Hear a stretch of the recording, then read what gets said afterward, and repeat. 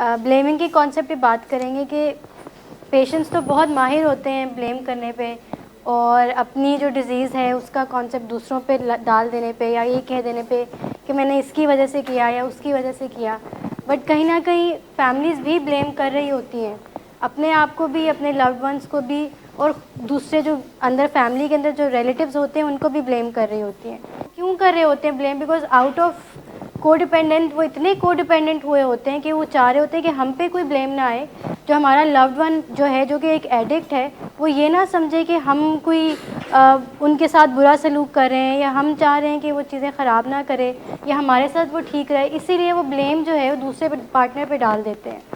But जबकि blame जो होता है, किसी को ब्लेम कर लेना या अपना सारा मलबा किसी और पे निकाल देना, ये बेसिकली एक टेम्परेरी रिलीफ देता है हमें। ऐसा ही है, for that particular time being हम बहुत रिलैक्स फील कर रहे होते हैं या हम बहुत ईजी फील कर रहे होते हैं कि अच्छा मैंने तो अपनी रिस्पॉन्सिबिलिटी उतार कर किसी और पर डाल दी है, बट अब मेरा कोई इसमें कसूर नहीं है या मैं रिस्पॉन्सिबल नहीं हूँ।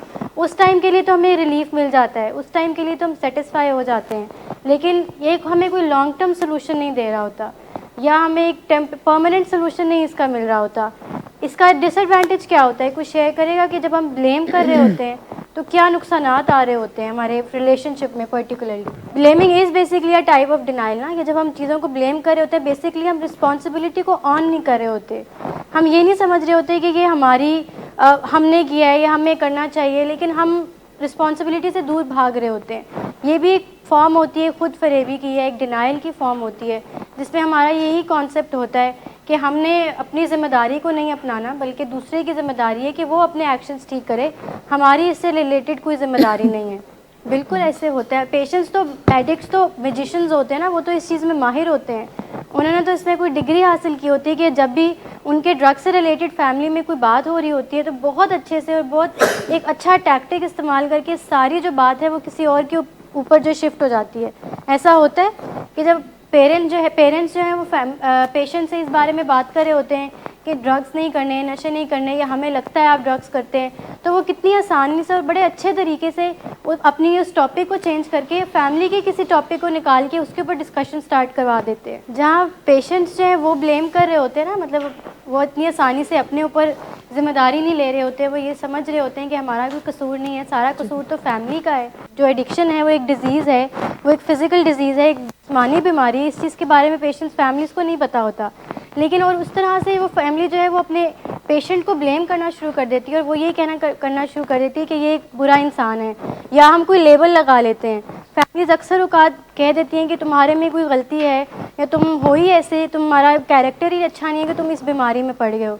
ऐसा होता है ना कि फैमिलीज़ शुरू में जब उन्हें बहुत गुस्सा होता है और वो बहुत नाराज़गी का इजहार करना चाह रही होती है, जब उन्हें पता चलता है कि हमारा लव्ड वन एक एडिक्ट बन गया है, उस टाइम पे उन्हें बहुत गुस्सा होता है, बहुत एंगर होता है। उसको निकालने के लिए वो फिर लेबल्स लगा देते हैं, ब्लेम कर देते हैं और पेशेंट्स को कहना शुरू कर देते हैं कि आप कोई एक बुरे पर्सन, लाइक हम सिक पर्सन समझने के बजाय उन्हें एक बुरा इंसान समझना शुरू हो जाते हैं। इवन जब फैमिली ब्लेम कर रही होती है ना आपस में एक दूसरे को, वहाँ पे भी एक दूसरे के कैरेक्टर डिफेक्ट्स को ब्लेम करना शुरू कर देती हैं कि आप टाइम ज़्यादा नहीं देते, अगर आप टाइम ज़्यादा देते तो शायद ये नशे की बीमारी में ना पड़ता। अब फादर जो है वो मदर को कह रहे होते हैं, मदर जो है वो फादर को कह रहे होते हैं, जी हमने परवरिश अच्छी नहीं की, ब्रॉटअप अच्छा नहीं किया, अगर हम मेरे से कोई कमी। पूरा एक फैमिली पैटर्न सेट हुआ होता है ना कि अगर एडिक्शन, ज़रूरी नहीं है कि कज़न्स एडिक्ट्स हैं तो आपने भी एडिक्ट बनना ही बनना है। इट्स नॉट नेसेसरी, किसी बुक में नहीं लिखा या ये कोई रिसर्च नहीं कहती है। बट हाँ, हालात ऐसे डेवलप हो जाते हैं कि you always and up being an addict. अगर आपका सोशल सर्कल ऐसा हो या आपका इन्वायरमेंट ऐसा हो या आप ऐसी कंपनी में उठते बैठते हो तो फिर आप भी वही सब चीज़ें करने शुरू कर देते हैं जहाँ वो उस कंपनी में हो रही होती हैं। लेकिन चॉइस हमेशा हमारे पास रहती है, हमें पता होता है कि हमने क्या चूज़ करना है, बट हम हमेशा एक रॉन्ग साइड चूज़ करते हैं जो कि एक एडिक्शन की साइड होती है।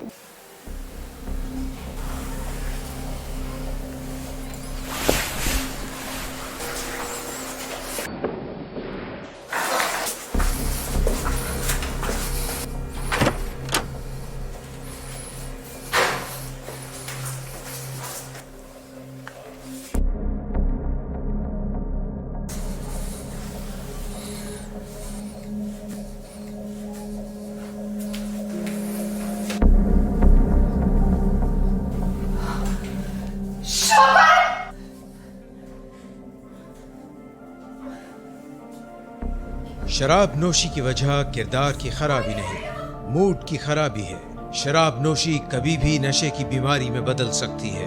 नशे की बीमारी हर स्टेज पर काबिले इलाज है। मदद हासिल कीजिए, क्योंकि वो ऐसा नहीं करेगा। विलिंग वेज से मदद हासिल कीजिए, कहीं से भी मदद हासिल कीजिए, लेकिन फौरी मदद हासिल कीजिए।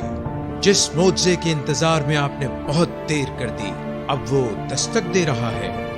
मदद हासिल कीजिए, मदद हासिल कीजिए, मदद हासिल कीजिए।